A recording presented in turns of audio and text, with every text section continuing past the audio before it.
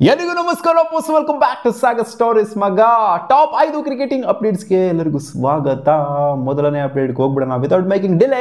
ಮೊದಲನೇ ಅಪ್ಡೇಟು ನಮ್ಮ RCBಯ ವುಮೆನ್ಸ್ ಟೀಮ್ನ ಕ್ಯಾಪ್ಟನ್ ಆಗಿರೋ ಸ್ಮೃತಿ ಮಂದನ ಮೆನ್ಸ್ ಟೀಮ್ ಬಗ್ಗೆ ಮಾತಾಡಿದರೆ, ಮೆನ್ಸ್ಗೆ ಹೊಸ ಕ್ಯಾಪ್ಟನ್ ಬಂದರು, ಪಟ್ಟಾಭಿಷೇಕ ಆಯಿತು, ಅದೇ ನಮ್ಮ ರಜತ್ ಪತಿದಾರು. ಸೊ ಇವ್ರ ಬಗ್ಗೆ ಮಾತಾಡಿದರೆ ಏನಿಸ್ತು ಇವರಿಗೆ ಕ್ಯಾಪ್ಟನ್ಸಿ ಕೊಡಿದ್ದು ಅಂತ ಕೇಳಿದಾಗ, with Virat Kohli support Rajat Patidar will shine for RCB, the legends backing is priceless ಅಂತ ಹೇಳಿದ್ದಾರೆ. ವಿರಾಟ್ ಕೊಹ್ಲಿ ಸಪೋರ್ಟ್ ಇದೆ, ಅಜ್ಜಿ ರಜತ್ ಪತಿದಾರ್ಗೆ ಕ್ರೇಜಿ ಪರ್ಫಾರ್ಮೆನ್ಸ್ನ ಕೊಡಿದ್ರೆ RCB ಅಂತ ನಂಗೆ ಯಾಕೋ ಡೌಟ್ ಕಾಣಿಸ್ತಾ ಇಲ್ಲ. ಆ್ಯಂಡ್ ಇಂಥ ಒಂದು ಬ್ಯಾಕಿಂಗ್ ಇದೆ ಅಂತಾನೆ, ಇಂಥ ಒಂದು ಪವರ್ ಇದೆ ಅಂತಂದರೆ ಯಾಕೋ ನಮ್ಮ RCB ಟ್ರಾಫಿ ಗಿಫಿ ಎತ್ತುತ್ತೆ ಅನ್ನೋ ಥರ ಅನ್ನಿಸ್ತಾ ಇದೆ ಅಂತ ಹೇಳಿದ್ದಾರೆ.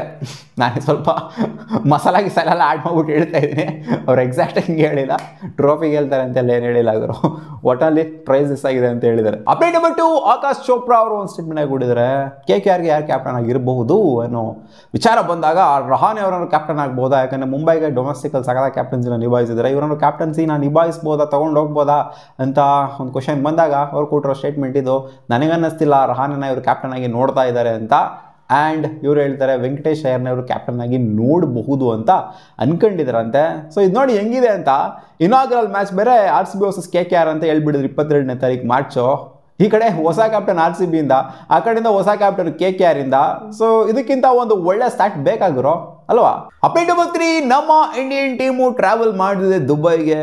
ಇವತ್ತು ಟ್ರಾವೆಲ್ ಮಾಡ್ತಿದೆ ಅಂತ ಅಪ್ಡೇಟ್ ಅಂತೂ ಬಂದಿದೆ. ಇನ್ನೇನು ಲೆಸ್ ದೆನ್ ವೀಕು ಮಗ, ಇವಾಗ ಟ್ರಾವೆಲ್ ಮಾಡಿದರೆ ನೋಡಿ, ಬೇಗನೆ ಹೋಗಬೇಕಾಗಿತ್ತು ಅಂತ ಅನಿಸುತ್ತೆ. ಅಲ್ಲೆಲ್ಲ ಕಂಡೀಷನ್ಸ್ ಎಲ್ಲ ನೋಡ್ಕೋಬೇಕಾಗಿತ್ತು ಸ್ವಲ್ಪ ಅಂತ. ಬಟ್ ಅಲ್ಲಿ ಪ್ರಾಕ್ಟೀಸ್ ಮಾಡೋದಕ್ಕಂತೂ ಬಿಡೋದಿಲ್ಲ ದುಬೈ ಸ್ಟೇಡಿಯಮಲ್ಲಿ. ಗೊತ್ತಿರೋ ಹಾಗೆ ICC ರೂಲ್ಸು ಸ್ವಲ್ಪ ಸ್ಟ್ರಿಕ್ಟ್ ಆಗೇ ಇರುತ್ತೆ. ಈಚೆ ಕಡೆ ಅಲ್ಲಿ ಇಲ್ಲಿ ಪ್ರಾಕ್ಟೀಸ್ ಮಾಡ್ಕೋಬೋದು ಅಷ್ಟೇ, ದುಬೈ ಸ್ಟೇಡಿಯಮಲ್ಲೇ ಪ್ರಾಕ್ಟೀಸ್ ಮಾಡ್ಕೊಳ್ಳೋದಕ್ಕೆ ಬಿಡೋದಿಲ್ಲ. ಬಟ್ ಆದರೂ ಕಂಡೀಷನ್ಗೆ ಸ್ವಲ್ಪ ಅಡಾಪ್ಟ್ ಆಗಬೇಕು, ಅಲ್ಲಿನ ಒಂದು ಹ್ಯೂಮಿಡ್ ಕಂಡೀಷನ್ಸ್ಗೆ ಸಿಕ್ಕಾಪಟ್ಟೆ ಅಡಾಪ್ಟ್ ಆಗಬೇಕು ಅಂತಂದರೆ, ಮುಂಚೆ ಆಡಿದರೆ IPL ಅದು ಇದು ಎಲ್ಲ ಆಡಿದ್ದಾರೆ, ಬಟ್ ಆದರೂ ಆಲ್ ಆಫ್ ಎ ಸಡನ್ ಹೋಗ್ಬಿಟ್ಟು ಆ ಒಂದು ಕಂಡೀಷನ್ಗೆ ಅಡಾಪ್ಟ್ ಆಗೋದು ಕಷ್ಟನೇ ಇರುತ್ತೆ. ಸೊ ಸ್ವಲ್ಪ ಮುಂಚೆನೇ ಹೋಗಿರೋ ಚೆನ್ನಾಗಿರೋದು, ಬಟ್ ಪರವಾಗಿಲ್ಲ, ಹೋಗ್ತಾ ಇದ್ದೀರಿ, ಇವಾಗ ಖುಷಿ ಪಡಬೇಕು, ಇನ್ನೊಂದಿನ ಇದ್ದಾಗ ಹೋಗ್ಲಿಲ್ವಲ್ಲ. ಅಪ್ಡೇಟ್ ನಂಬರ್ 4, ನಿನ್ನೆ ಟಾಸ್ ಟೈಮಲ್ಲಿ ಸ್ಮೃತಿ ಮಂದನ ಅವರು ಮಾತಾಡಿದ್ರು. RCB ಫ್ಯಾನ್ಸ್ಗಳು ಯಾವ ಥರ ಕ್ರೇಜಿ ಆಗಿದ್ದಾರೆ ಅಂತಂದರೆ, ಆಗ್ತಿರೋದು ಮ್ಯಾಚು ಗುಜರಾತಲ್ಲಿ, ಗುಜರಾತ್ ಅಗೇನ್ಸ್ಟ್ ನಮ್ಮ RCB ಆಡ್ತಾ ಇರೋದು. ನಾವು ಅನ್ಕೊಂಡಿದ್ವಿ ಇಲ್ಲಿ ಗುಜರಾತ್ನ ಸಪೋರ್ಟು ಸಿಕ್ಕಾಪಟ್ಟೆ ಇರುತ್ತೆ, ಗುಜರಾತ್ ಜೈಂಟ್ಸ್ಗೆ ಬೇಜಾನ್ ಸಪೋರ್ಟರ್ಸ್ ಬಂದಿರ್ತಾರೆ ಅಂತ ಅನ್ಕೊಂಡ್ರೆ, ಇಲ್ಲಿ ಕನ್ಫ್ಯೂಸ್ ಆಗ್ತಿದೆ ನಮಗೇನೆ, ಇದು ನಮ್ಮ ಹೋಮ್ ವೆನ್ಯೂನ ಅವರ ಹೋಮ್ ವೆನ್ಯೂನ ಅಂತ. ಇದು ನಮ್ಮ ಹೋಮ್ ವೆನ್ಯೂ ಥರನೇ ಕಾಣಿಸ್ತಿದೆ, ಯಾಕಂದರೆ ಆ ಮಟ್ಟಿಗೆ ಸಪೋರ್ಟು RCBಗೆ ತೋರಿಸ್ತಾ ಇದ್ದಾರೆ ಬಂದ್ಬಿಟ್ಟು ಇಲ್ಲಿ ಫ್ಯಾನ್ಸ್ಗಳು ಅಂತ. ಗುಜರಾತಲ್ಲೇ RCB ಫ್ಯಾನ್ಸ್ಗಳು ಜಾಸ್ತಿ ಇದ್ದಾರೆ, ಗುಜರಾತ್ ಜೈಂಟ್ಸ್ಗಿಂತ RCB ಫ್ಯಾನ್ಸ್ಗಳು ಜಾಸ್ತಿ ಇದ್ದಾರೆ ಅಂತಂದರೆ RCB ಫ್ಯಾನ್ಸ್ಗಳ ಕ್ರೇಜ್ನ ಅರ್ಥ ಮಾಡ್ಕೋಬೇಕಷ್ಟೇ. RCB ಫ್ಯಾನ್ಸ್ ಬರೀ ಕರ್ನಾಟಕದಲ್ಲಿ ಮಾತ್ರ ಇಲ್ಲ ಆಗಿರೋ, through out India, in fact through out India ಅಲ್ಲ, ಥ್ರೂ ಔಟ್ ದ ವರ್ಲ್ಡ್. ಯಾವುದೇ ಮ್ಯಾಚನ ಆಗಲಿ ನೀವು, ಅಂದರೆ ಬರೀ ಇಂಡಿಯಾ ಮ್ಯಾಚ್ ಮಾತ್ರ ಅಂತಲ್ಲ, ಬೇರೆ ಯಾವುದೇ ಮ್ಯಾಚ್ ಆಗ್ತಿರಲಿ ಅಥವಾ ಬೇರೆ ಯಾವುದೇ ಲೀಗ್ ಮ್ಯಾಚ್ ಆಗ್ತಿರಲಿ, ಅಲ್ಲಿ ಒಬ್ಬ RCB ಜರ್ಸಿ ಹಾಕೊಂಡು ಬಂದಿರ್ತಾನೆ ಇವರು. That's RCB fan. ಬೇರೆ ಯಾವ ಟೀಮಲ್ಲೂ ಕೂಡ ಇಂಥ ಫ್ಯಾನ್ಸ್ಗಳನ್ನ, ಇಂಥ ಕ್ರೇಜಿ ಫ್ಯಾನ್ಸ್ಗಳನ್ನ ನೋಡೋದಿಲ್ಲ. ಅಪ್ಡೇಟ್ ನಂಬರ್ 5, ಆಕಾಶ್ ಚೋಪ್ರಾ ಅವರು ಮತ್ತೊಂದು ಸ್ಟೇಟ್ಮೆಂಟ್ ಆಗಿ ಬಿಡಿದ್ರೆ, ಸುಮ್ಮನೆ ಅಂತೂ ಇರೋದಿಲ್ಲ, ಬಾಯಿಗೆ ಬಂದಿದ್ದು ಹೊಡಿತಾನೆ ಇರ್ತಾರೆ ಆಕಾಶ್ ಚೋಪ್ರಾ ಅವರು.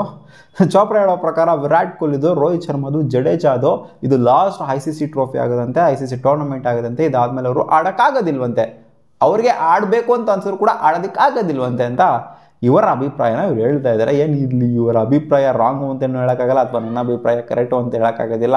ಅವ್ರ ಪರ್ಸ್ಪೆಕ್ಟಿವಲ್ಲಿ ಹೇಳಿದ್ದಾರೆ ಅಷ್ಟೇನೆ, ಇದು ಲಾಸ್ಟ್ ಆಗ್ಬೋದು ಅಂತ, ಮುಂದೆ ಅವರಿಗೆ ಅಂಥ ಒಂದು ಕೆಪಾಬಿಲಿಟಿ ಇಲ್ದಂಗೆ ಆಗ್ಬೋದು ಅಂತ ಇವ್ರಿಗೆ ಅನ್ನಿಸ್ತಾ ಇದೆ ಅಂತ ಕಾಣಿಸುತ್ತೆ.